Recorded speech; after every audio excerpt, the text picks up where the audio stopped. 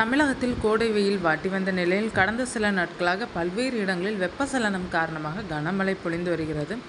அந்த வகையில் சென்னை உட்பட தமிழ்நாட்டின் பெரும்பாலான இடங்களில் கனமழை பொழிந்தது. இத்தகைய சூழலில்தான் கோவை மற்றும் நீலகிரி மாவட்டங்களுக்கு கனமழைக்கான ரெட் அலர்ட் விடுக்கப்பட்டிருந்தது. இந்நிலையில் கனமழை காரணமாக நீலகிரியில் வனத்துறையின் கட்டுப்பாட்டில் உள்ள தொட்டபெட்டா பைன் ஃபாரஸ்ட், படகில்லம் உள்ளிட்ட 7 சுற்றுலா தலங்கள் மூடப்பட்டுள்ளனர்.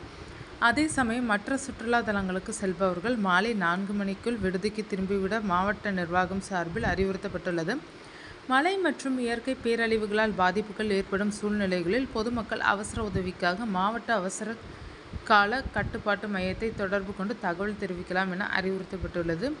இதற்காக 1077 மற்றும் 0423245034 மற்றும் 0423245035 என்ற கட்டணமில்லா தொலைபேசி எண்கள் அறிவிக்கப்பட்டுள்ளன.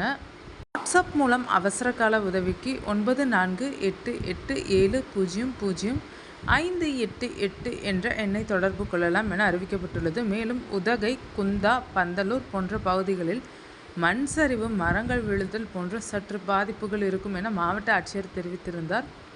அதேபோல் நேற்று அதிகாலை 2 மணி முதல் சாரல் மழை தொடர்ந்து பெய்து வருகிறது.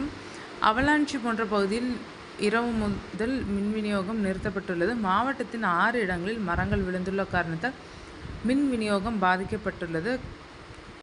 கமாண்டர் பிரதீஷ் தலைமையில் 30 பேர் கொண்ட பேரிடர் மீட்பு குழுவினர் தயார் நிலையில் உள்ளனர். நீலகிரியில் கனமழை பெய்து வருகிறது. இதனால் உதகை உள்ளிட்ட இடங்களில் மண் சரிவு உள்ளிட்டவை ஏற்பட்டால் மணல் மூட்டைகள் தயார் நிலையில் வைக்கப்பட்டுள்ளது. மேலும் ரெட் அலர்ட் எச்சரிக்கையை தொடர்ந்து தேசிய மீட்பு குழுவினர், தமிழ்நாடு மீட்பு குழுவினர் நீலகிரிக்கு வருகை தந்துள்ளனர்.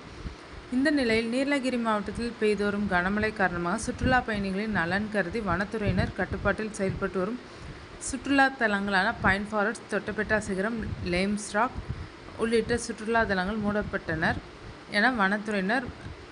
இதனை அறியாத கேரளா மாநிலத்தை சேர்ந்த சுற்றுலா பயணிகள் சிலர் உதகை அருகேயுள்ள 8வது மைல் பகுதிக்கு சுற்றுலா வந்துள்ளனர். அப்போது அங்கு பலத்த காற்று மற்றும் கனமழை பெய்து வரக்கூடிய நிலையில் எதிர்பாராத விதமாக மரம் விழுந்து கேரளா மாநிலத்தில் இருந்து சுற்றுலா வந்த சிறுமி பலியானதாக தகவல் வெளியாகியுள்ளது.